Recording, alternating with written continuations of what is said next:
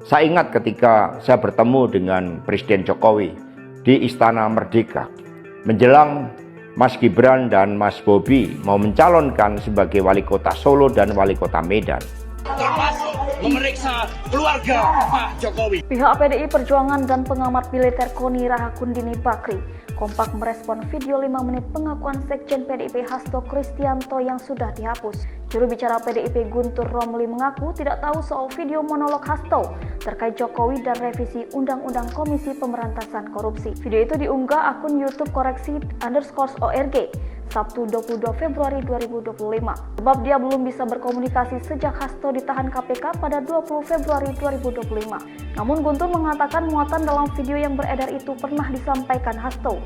Sementara itu Koni yang dipercaya Hasto menyimpan file dokumen skandal korupsi pejabat mengaku masih menunggu keputusan Hasto dan siap-siap jika harus dibuka. Dia mengatakan video-video yang berada di sosmed maupun WhatsApp adalah hoax. Ia pun akan membukanya jika ada izin.